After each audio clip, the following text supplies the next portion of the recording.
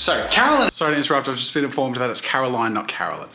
Just call me Caroline. I had a really cool idea that we should vlog our roleplay session tonight, which we have never really shown behind the scenes when it happens live. Basically, once a week, a group of friends who also work here at Jazza Studios, we roleplay, playing different characters and rolling dice and telling improvised stories. So let's take you on a little journey as to what that looks like, and then we'll talk a little bit about how the heck I turn that into a functional business later in the video. What is it like to roleplay with Jazza? And we're gonna find out tonight. He's dressed for the occasion, so. It's casual Jazza. Here he is. Yay. Rob's here. We can almost start. Can I do something? I've always wanted to do this. What is happening? Why are you wearing a cat mask? What is happening? This is not your average evening. Stop! What have you done? I don't know, I was just sitting and then I went to lean back a little bit and it didn't So stop. it was the chair that's It was cracking. the chair. There's only one lever. How do I lock it? Are you meowing? Meow. I wouldn't do that right now, alright? This is a serious time. What is happening? We haven't even started drinking yet. I've had one sip! Fix, are we good? No, No, broken. how do you... It's proper broken. I think the chair's broken. You're achieving Matrix. We're about to go live. This is what the starting soon screen looks like. Well, we technically are live, but we leave it teasing people for a few minutes. Meanwhile, I'm gonna go make popcorn.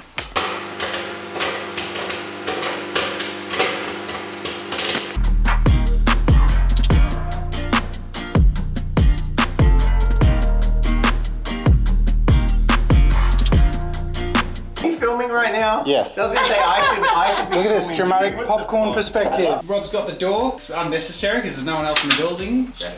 I got in first tonight, no one else was here and it felt really weird. And I had to do something on the computer upstairs. Yeah. And I felt like I was in a movie doing corporate espionage. Like snuck upstairs, everything was dark and I'm like typing my password into the computer, like accessing files. The official entering another world.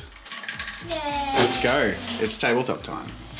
Hey, look at that. We're live on tabletop time. Did you just catch that? Yeah. Was it on camera? Probably. If it was on camera, could we just go back and slow motion replay? Tabletop time. Tabletop time. Nice. And as you can tell, in this world, we're in space, but in the real world, we're in green cubes. Cubes, yeah. We're in old school Warhammer It's world. definitely smaller in real life. This is a really compact space and there is literally no room to between move. me and the Hey backdrop. Rob, whatever you do. Don't lean back. Yeah. So that's our chat view where we can see chat and hang out with chat. This is our roleplay view, so I can switch, transition, there you go. And this is the command center here. This is the laptop that we stream from. This is the extra monitor, which is where all of the secrets are held for whoever's running the session. The audio mixing desk. This is the mic mixer for this mic. Everyone has mics. This is the dice tray. And these are the beautiful players. Look at them.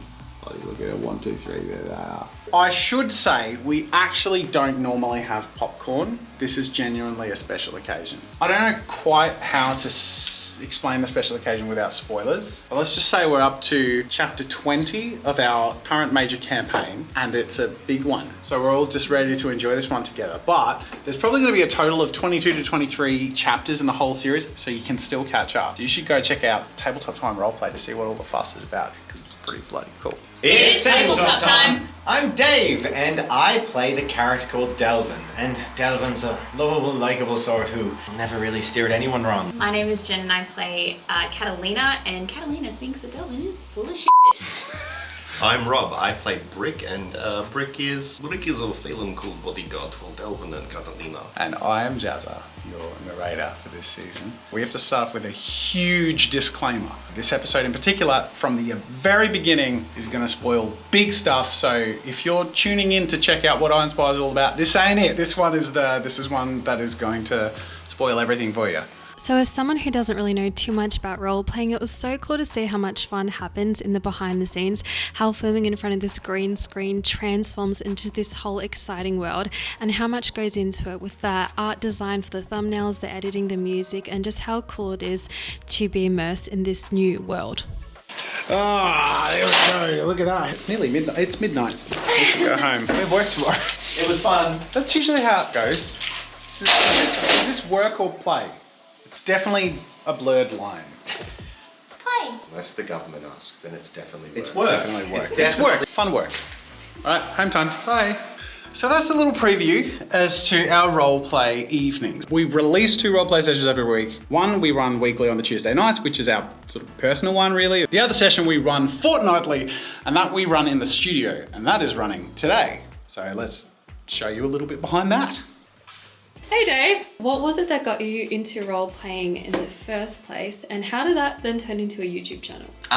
Okay. I started role playing properly in my university era, just because it was something my friend did. My housemate had his friends over and I kind of wandered into the kitchen at dinner time and sort of mocked them vaguely occasionally. And then, you know, as you do on the fringe of something, just slowly got closer and closer to the table, and I'd eat my dinner on the side of the table and be like, what are you doing? And then just over the course of, you know, a couple of months, eventually I got invited to play and didn't look back really. That's so cool. And now it's evolved into a YouTube channel. How did that all happen? I think it was just mutual interest. So I own and operate a local game store, and Jazza came in as a customer a bunch of times. And we got to talking and I had no idea who he was, and eventually we ended up playing some private games together. In the back of his mind, I'm sure he was thinking tabletop time, but from my perspective, he was just looking for people to play with. We played a few games together, and then from there it was, hey, so I'm thinking of relaunching tabletop time, and what would you think about playing? That's so cool. That's how it started, yes. So Alicia, Hello. you were hired to do the thumbnail art for the Role Playing Time channel, and now you've transitioned into being part of role playing. How is that experience going as a newbie? Yeah, a bit daunting because everyone's so good at it, and I still like don't know what I'm doing, especially when it comes to like working out how many dice to roll and like mechanics and stuff like that. Recently we did a Scooby-Doo one that I cool. because like I knew all the characters and I sort of knew what was going on, so Yeah. that was Who did quite you fun. play? I played Velma. Oh, cool, perfect. I feel like that fits really well. Yeah, I even got my hair chopped to match it. Dedication, method acting. So hello, Lockie. Hello. This is our first official meeting, so nice to meet you. You're a contractor, you come in and do role playing once a fortnight. So yeah, do you want to talk about that experience? I enjoy it. I love it. There's something new every time. It's just great to get to do something that I'm passionate about and do it for an audience and for other people. And you know, I read the comments and I see that people enjoy. How long have you been role playing for? Here, I started just at the end of last year. In general, I think I played my first game of D&D, 5th edition, where I started in about 2016, 2017. So it's been nice to take that experience into like the Yeah. YouTube content world. Yeah. Is it different, do you find? It is a little bit, because you gotta rein in the silliness and try and keep it more focused, because there's a deadline to meet. Be aware that there's an audience watching you. Yeah, make it more for the audience. Well, you guys have to do live stream, so I'm going to leave you to it, but thank you. See you Right, later. take care. Bye. I'm gonna get a little bit meta on you right now. We're just about to take a photo for the thumbnail for this vlog, and I need some dice in my hand. But they're role-playing, streaming, and all the dice are in that room. I don't wanna have to interrupt them, but I have to interrupt them. This really big wave comes right as Jazza and just like pushes her up with the momentum of the wooden end. Purely just the promise of somewhere warm and cozy. Amazing. They didn't even react. They knew what I was doing. Boop. These are my thumbnail faces. You gotta, every boop I gotta switch it up. Boop. Boop.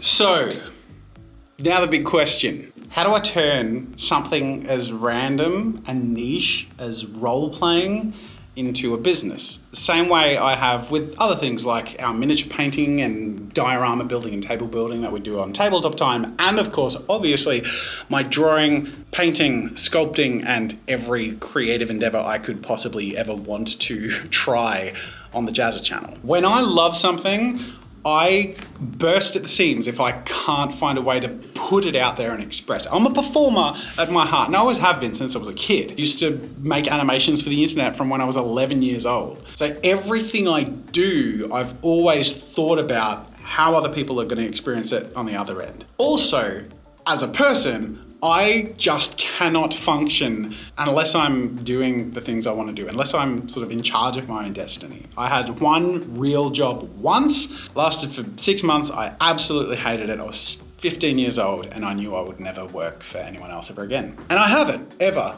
worked for anyone else since I was 15 years old. So how do I do that? The simple, short answer, as far as I can come up with for this video, it would be find a way to do it that is new and inventive so people will want it, because you're basically entering a marketplace with a product. If I'm making entertainment content, I need to make entertainment content that goes above and beyond, which is why I hire Alicia to do the thumbnails, because we have a level of professionalism with our character art and thumbnails, because I'm reinvesting 100% of everything that Tabletop Time and Roleplay makes back into those channels. And when I bought Tabletop Time Roleplay back, I really wanted to have my dream rig where we could each not only have a face cam and really feel expressive both to each other and the audience, but green screen ourselves into the world that we're role-playing in. So that's the first part. And the second part is, well, you have to ask for money.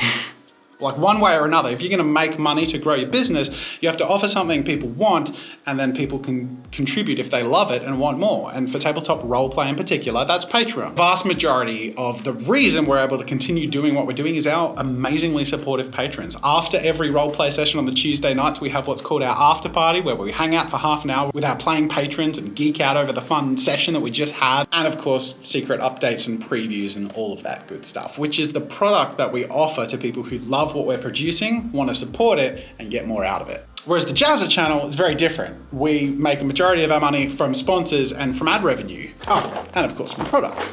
And that's an awesome mechanism because it means I get to do big videos and make exciting products that then enable me to fund future bigger videos and future more exciting products.